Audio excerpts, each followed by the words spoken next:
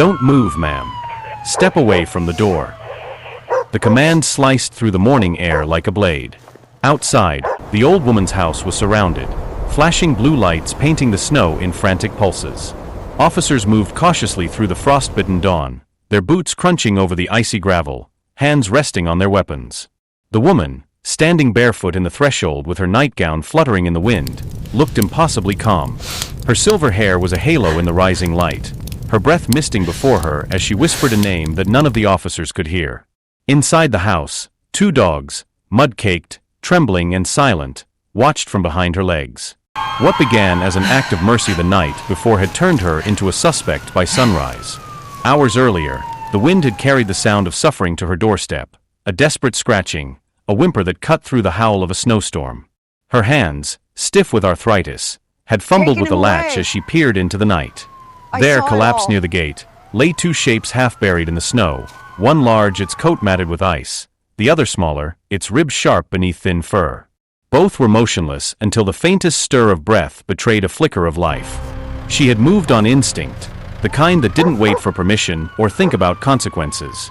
She dragged them inside, one by one, wrapping them in the blanket she usually kept for her own knees. The air filled with the scent of wet fur and cold earth, and she worked by candlelight, old hands rubbing warmth back into lifeless paws. Their eyes opened just before midnight. One brown, one pale blue. Both afraid. Her name was Helen Crawford, 72 years old. Once a nurse, once a wife, once a mother. Now she was just the quiet old woman who lived on the edge of town, in the house everyone passed but no one entered. Her husband, Richard, had built that home after returning from Vietnam.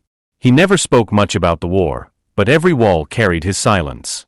When he died, the house grew quieter still. Helen filled it with small rituals, watering his favorite fern, folding the flag that hung above the mantel, leaving a cup of tea on the table as though he might still walk in one day.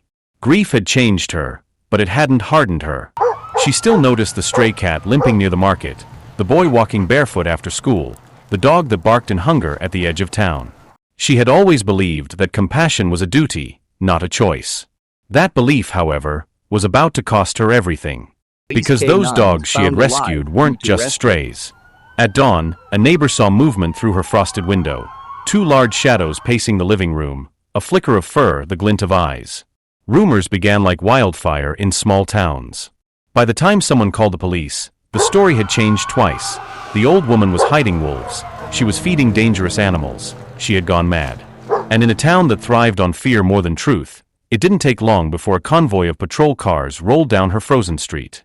Now, standing at her door as officers shouted from behind drawn weapons, Helen's heart beat steady, not from ignorance but resolve. She didn't raise her voice or step aside. She only glanced back once, toward the two dogs huddled in the corner. They didn't know. They didn't know that one of them bore a small tracking collar beneath the grime, its tag chipped but still active. They didn't know that 20 miles away, a missing police dog report had just triggered a statewide search. She had saved them from the cold, but to the world outside, she had stolen government property. One of the officers, young, nervous, and new to the uniform, tightened his grip on his rifle. "Ma'am, we have reason to believe you're harboring dangerous animals. Please comply." Helen's voice, when it came, was soft enough to make him falter. They were freezing. The snow fell heavier, muting the world into stillness. Another officer, older, stepped forward. His name was Lieutenant Harris, a man whose reputation for following rules was both his pride and his cage. He scanned the old woman's face, then the dogs behind her, and something flickered in his expression, a memory perhaps, of a mother or a home once filled with kindness. But he masked it quickly. "Ma'am, step aside. Those animals belong to law enforcement." Her eyes didn't move from his. "Belong," she repeated, not in challenge but disbelief. Harris hesitated, then motioned for two officers to move in. As they approached, the larger dog, the one with the brown eyes, rose weakly, standing between Helen and the men. Its growl was faint, the sound of loyalty rather than threat. The officers stopped. In that instant, something unspoken passed between all of them. This wasn't a standoff. It was a misunderstanding with a human heart beating at its center. Helen spoke again, her voice trembling not with fear, but conviction. "If I hadn't found them, they'd be dead." Does a badge make them worth more than mercy? No one answered, because the truth of that question hung heavier than the snow itself. Inside her house, every photograph seemed to watch. Her late husband in uniform. A younger Helen in scrubs, holding the hand of a wounded soldier. Her son James, smiling from beneath a flight helmet, gone 17 years now, lost over the desert skies of Kandahar. The house was a museum of people who had served, who had given, who had believed that kindness and duty could coexist. She had buried too many men to believe that following orders always meant doing right. Harris exhaled slowly, but the radio on his shoulder crackled. A voice from dispatch confirmed the signal. The dogs were indeed Police K9S, missing from a narcotics operation gone wrong. One of them, named Rex, had been wounded and lost in the blizzard. The other, Luna, was his partner. She'd broken free from her handler's leash, refusing to leave him behind. The story hit Harris like a silent strike. He looked at the two animals, now curled against the old woman's feet, and saw not criminals but survivors. Still, orders were orders. When the officers entered, Helen didn't resist. She only asked that they move gently. They bound her hands loosely with plastic cuffs and led her into the snow. The dogs whined as she was taken away, Luna pressing her head against the door until it shut. The neighbors peeked through curtains, whispering. Some filmed, some turned away. No one stepped forward. At the station, the cold walls swallowed her like silence. A young officer offered her a cup of water. She didn't drink. Her thoughts stayed with the dogs, whether they were safe, whether they were warm. The interrogation was brief. Harris asked the questions he had to ask, but his eyes avoided hers. She explained what had happened, voice steady, face pale. Every word was simple, stripped of emotion, but that made it hit harder. I didn't know who they belonged to, she said. I only knew they were dying. When Harris left the room, she sat alone for a long time. There was no clock, but she could feel the weight of hours by the ache in her hands. Outside, the snow began to melt, turning the streets into mirrors of pale gray. By noon, the news had already broken. Elderly woman arrested for harboring police dogs. Social media took the headline and tore it apart. Some called her a criminal. Others called her a hero. And somewhere in the noise, the truth trembled quietly, waiting to be heard. That truth came the next morning. At dawn, Harris received a call that would rewrite everything. Both dogs, now under veterinary care, had survived because of Helen's quick actions. The vet's report was clear. Had they spent one more hour in the snow, neither would have made it. He sat in silence for a long while after reading that report. The guilt was heavy, the kind that doesn't speak but corrodes from within. By the time he reached her house, the street was lined with cars again, but this time they weren't police. Word had spread.